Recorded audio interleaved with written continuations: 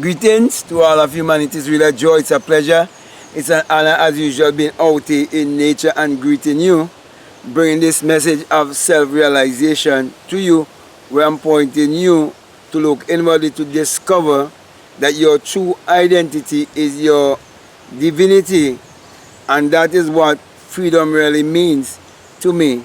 That's the reason why I want to speak to you concerning how Abdullah taught Neville Goddard what was true freedom. Now, many believe the Bible to be literal and to be secular history, but Abdullah taught Neville how to understand true Christianity, and Abdullah taught him that the Bible addresses the human mind and must be interpreted psychologically, which means if Abdullah taught Neville true Christianity, and true Christianity allowed Neville to understand true freedom and to understand his true identity, then it means that secular Christianity is keeping you in slavery. It is keeping you in mental slavery. It is keeping you in captivity. It is keeping you in a place where you do not know who you are. It is keeping you in a place as far as identity. That's the reason why when we look around, we see all the different denominations, that they are all separated from each other and they all have a different teaching. Yet you are told that God is not the author of confusion. Yet each and every one is claiming that they are going to this specific place which they refer to as heaven. Now, if like in America, for example, if in America you have black churches and you have white churches, and you have the Adventists and you have the Methodists and you have the Anglican and you have the Jehovah's Witness and you have the Roman Catholic and all the different religious organizations, could you imagine you being in a place that's supposed to be a place of joy, peace, happiness, a place where there will be no sadness, a place where there will be no dying?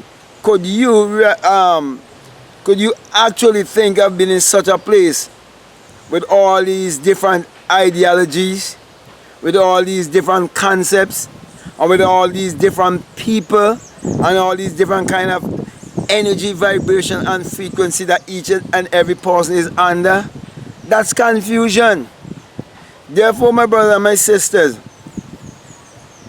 Abdullah had to show Neville true freedom is you understanding that you're born in this world in a state of amnesia, and that sin is ignorance whereby you do not know who you are, and that when you do not realize what sin really means, you would not also understand what repentance really means.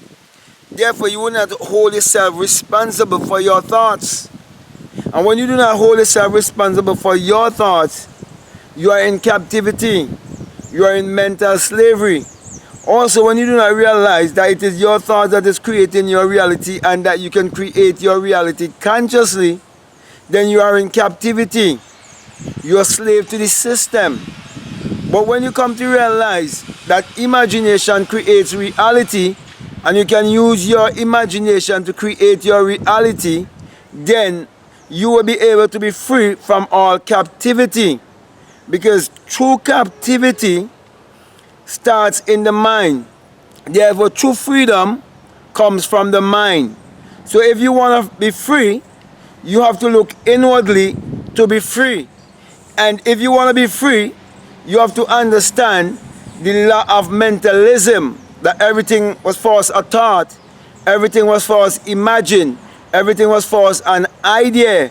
And when you understand the law of mentalism, then you can use your mind to free yourself from the system, what the system would have taught you to keep you in captivity, of not discovering your true identity, of not discovering who you are, of not discovering your mind power, because you can use your mind power to achieve your every desire if you know that God the creator is your own human imagination, which is the creator in man. For everything that you depend upon, it was false imagine, it was false thought. The aeroplane was false thought, it was false imagine. Money, everyone is just chasing after money, trying to work for money and see how much money they can accumulate, and fail to realize that money was false thought. It was false an idea. And it's all energy, because everything is energy, vibration and frequency. And a thought is a vibrational frequency. Therefore, your true economy have to do with your inner ecology. And when you learn to balance your inner ecology and you reclaim your inner terrain by having the right mentality, then you will come into true freedom. So true freedom is from within. Therefore, my brothers and my sisters, where else can I point you but to look within? That's the reason why Abdullah taught Neville how to look within instead of looking without. Because the system taught you to believe in a God in the sky, taught you to believe in a God or a power outside of yourself. But the Creator do not exist outside of you. The Creator exists within you. That's the reason why you're told that if you seek first the kingdom and you discover the kingdom, that all these things will be added unto you, because you will discover the secret of creation and you'll be able to create your reality consciously, because you come to realize that you are the Lord and Master of your own destiny. Also, you're told that you must not let anyone tell you low here or low there, for the kingdom of God is within you, and that's Luke 17:21.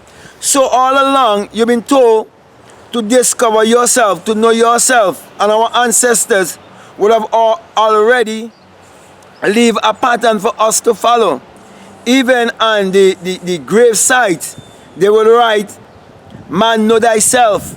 So we want to know ourselves, we want to discover ourselves, our higher self, our creative self, the self of us that can create whatever we desire. Now, when we look around the world, especially in certain places like Africa, we see so much poverty. Even where I'm living here in the Caribbean, where they refer to these places as third world country. But I can understand why they refer to them as third world country, because the third world have to do with their mentality. The people are thinking on a third world level. And Abdullah taught Neville not to think on that level. He taught him to think on first class level when he told him that he was going to Barbados and that he was going to go there first class. But he, which is Neville, was holding to what was told to him, that there was not any room left for first class and that he was going to travel third class. And when he went to Abdullah, Abdullah actually slammed the door in his face, walk away. Abdullah didn't want to have such a conversation where he was speaking in terms of mediocrity, where he was speaking in terms of living in a third class mentality.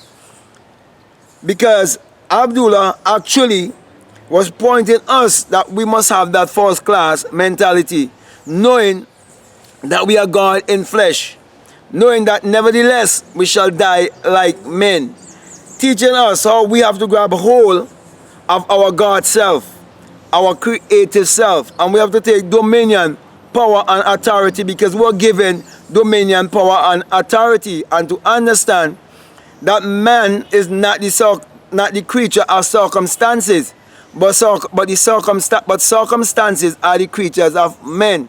So man create these kind of circumstances. Therefore, Abdullah also taught Neville that they had infinite states of consciousness, and a person can fall into any state. So he can fall in a state of poverty, but he can use the law of revision and he can reverse that, and he can come into a place of affluence, he can come into a place of wealth and prosperity just by changing his mentality. And then in Romans 12, you're told to not be conformed to this world or the system of the world, or to the way that your parents, your teachers, your pastors and so on teach you. But you must be transformed by the renewing of your mind. And so you need that transformation to come into through freedom. Because energy cannot be destroyed and it cannot be created, but it can be transmuted. So you have to use your energy to transmute that energy into what is your desire and live a life of a true spiritual scientist. So just like how the scientists will create different things and people uplift science and technology, so you must recognize that you are a spiritual scientist and that the Bible is a book of science. It is mind science, and we have to use the mind science if we want to know how to play the game of life. So you can either be a victor or you can be a victim. So the choice is yours. So you can choose to be in captivity or you can choose to be free. You can be a free thinker. You can choose the true freedom, which is mental freedom of knowing who you are, accepting your higher self, loving yourself, embracing yourself, and accept that you are the creator, the Lord and Master of your own destiny. So with that being said, my brother and my sisters, I want to thank you very much. And I want to say, if what I'm saying here to you, if it's resonating with you, then it is for you. Because it's only when the student is ready that the teacher would appear. I'm saying to you, if you haven't subscribed already, to subscribe, to like, to share, or you can comment. Also, I want to remind you that this message I bring to you is a single eye message of self-realization, of which Matthew 6:22 teaches us that if your eye be single, your whole body will be full of light. And each time I look in the sky and I see the sun, I'm seeing that single eye. And each time I look within myself, through the eye of imagination, I'm seeing the same thing. That's the reason why I always say to you that the sun parallels the human imagination and the human imagination parallels the sun. For without the sun, there's no life and there's no light. And without the human imagination, there isn't anything made that was made. And hadn't it been that I would have had that experience where I would have awakened within myself, and that eye, that single eye was open in me, and I realized that this life is a dream, and I awake out of the dream and understand Psalm 78:65, where it says, and the Lord awake as of out of a great sleep. That's me, out of a dream. That's the reason why I always give you the symbol of the single eye. And that symbol is even on the US dollar. And many people refer to that symbol as being evil and call it the all-seeing eye of Lucifer. I'm saying it is the all-seeing eye of the God in you, which would open your perception, which will open your understanding and bring you into a place of great wisdom. Therefore, my brothers and my sisters, as I would always say, when it happened to you, you come to realize that it is the rise of the S-U-N in a S-O-N.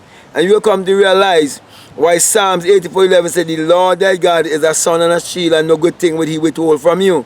And then you will know why they gave you Jesus as a S-O-N, to believe, instead of the S-U-N, which is the giver of all life. And you will come to also realize that there's no way that a S-O-N could be the light of the world, when an S-O-N could never be born unless there first be the S-U-N. And then you come to realize that the sun and the human imagination are one.